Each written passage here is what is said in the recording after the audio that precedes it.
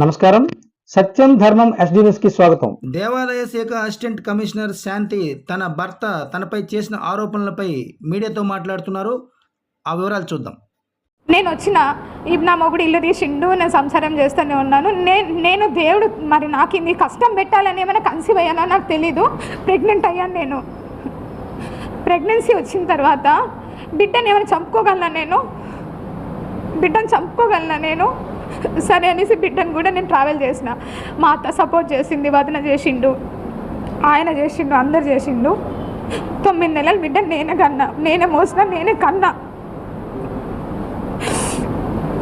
బిడ్డల్ని కూడా మీరు ఆయన మెసేజెస్ అన్నీ చూపిస్తా మీకు. నేను ఇంకొకరి భార్య అని తెలిసి, నేను ఇంకొక బిడ్డకి తల్లినని తెలిసి కూడా నన్ను ఎంత హర్రాస్ చేశాడో, సెక్సువల్ హర్రాస్ ఎంత చేశాడో అన్ని చాటింగ్ చూపిస్తాను. నేను మీకు అబద్ధం చెప్పాను, ఎవ్రీథింగ్ చూపిస్తాను.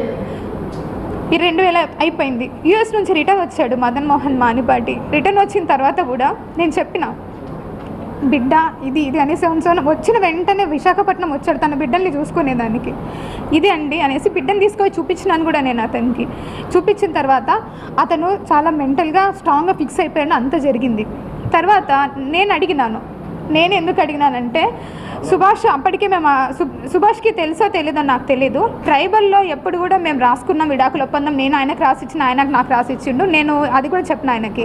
లేదు లీగల్గా కూడా తీసుకో అన్నారు. సరే అనేసి నేను మదన్ మోహన్ మానిపాటిని అడిగిన. సరే అనేసి ఇద్దరం కలిసే డాక్యుమెంట్ చూపిస్తా, ఇద్దరం కలిసే మేము విశాఖపట్నం కోర్టుకి అప్రోచ్ అయినాం. విశాఖపట్నంలో ఫైల్ చేసినాము, ఏప్రిల్ మంత్లో ఫైల్ చేసినాము. ఆ ఫైల్ చేసిన దానికి గాను ఇద్దరి మధ్యన ఒక అండర్స్టాండింగ్ మీద కొన్ని ఎంఓయూలు కూడా రాసుకున్నాము. పిల్లల విషయము, తర్వాత ఇల్లు విషయం, ప్రాపర్టీల విషయము, బంగారం విషయము, కార్ విషయము, ఎవ్రీథింగ్ రాసుకున్నాము. సరే ఇంత జరిగింది, ఇంత బాగానే ఉంది. మదన్ మోహన్ మానిపాటికి సడన్గా మరి ఏమైందో తెలియదు. అంతకంటే ముందు నుంచే అదే మనసులో ఉన్న అనుమానము, మీ పేపర్లో ఏదైతే పెట్టాడో ఈ అనుమానం అంతటి కారణము డబ్బు.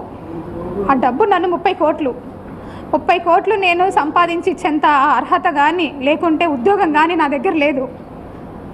నా ఉద్యోగము 58,000 ఈరోజు జీతం నాది. 35,000 కార్ అలవెన్స్ ఇస్తారు ఒక అసిస్టెంట్ కమిషనర్కి. మీకు జీతం కూడా చెప్పాలి. నేను డిపార్ట్మెంట్కి వచ్చినప్పుడు నేనేం బెగ్గర్ని కాదు. I'm not a beggar.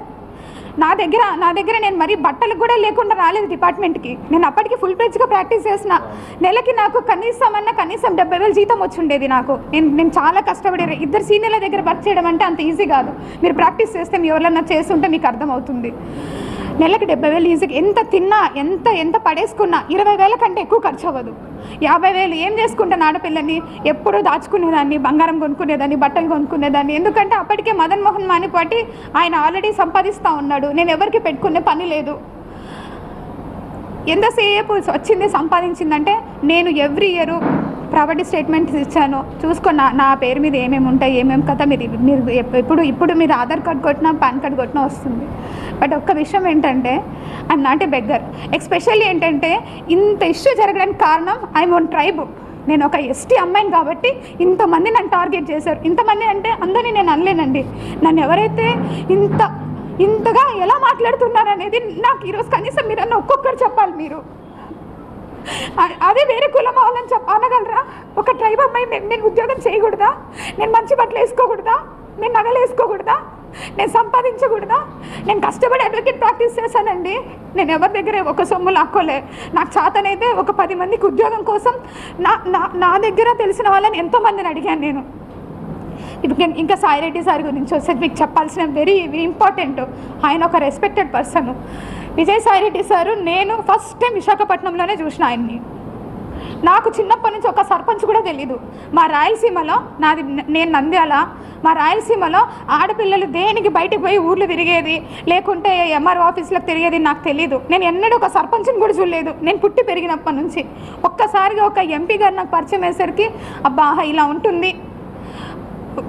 ఒక ఉద్యోగము అంటే చాలా చామింగ్గా చేసేదాన్ని, చాలా ఛాలెంజింగ్గా చేశాను నేను. ఫస్ట్ పోస్టింగ్ కదా ఎగిరి చేసినాం మేము. సో నేను సార్తో ప్రేమ సమాజం అనే ఒక ఇన్స్టిట్యూషన్ ఉంది. అది ఎండోమెంట్ డిపార్ట్మెంట్లో పబ్లికేషన్ అయి ఉంది. సెక్షన్ 6C అంటే ఒక అసిస్టెంట్ కమిషనర్ కంట్రోల్లో ఉన్న ఇన్స్టిట్యూషన్ అది. ఆ సమాజంకి 30 ఎకరాల ల్యాండ్ ఉంది. ఆ ల్యాండ్ అంతా కూడా బీచ్ రోడ్లో ఉంటుంది. అందులో సాయి ప్రియ రిసార్ట్స్ అని ఉంది. ఆ రిసార్ట్స్ వాళ్ళు 30 ఎకరాల భూమిని వాళ్ళొక్కరే ఎంజాయ్ చేస్తూ చాలా తక్కువ అమౌంట్ నాకు గుర్తులేదు, అప్ టు 5 lakhs లోపే ఉంది. చాలా తక్కువ అమౌంట్ని వాళ్ళు పే చేస్తూ ఉన్నారు. అది నా దృష్టికి వచ్చింది సార్ ద్వారా. సరే అనేసి నేను ఇన్స్పెక్షన్కి వెళ్ళాను. అప్పటికే నాకంటే ముందు ఒక 10 మంది ఆఫీసర్స్ చూసింటారు అలాన్ని, కానీ ఎవ్వరు ఎవిక్షన్ చేయించలేదు. నేను పోయినాను, సాయి ప్రియ సార్ వాళ్ళతో మాట్లాడాము. సార్ అన్నారు, మేము ఇది వాడుకుంటున్నాం, మిగిలిందంతా కూడా ఖాళీగా ఉందన్నారు. Then I said that sir మీరు అలా ఉన్నప్పుడు మరి మా భూమి మాకు ఇచ్చేయండి, మాకు అప్పచెప్పండి.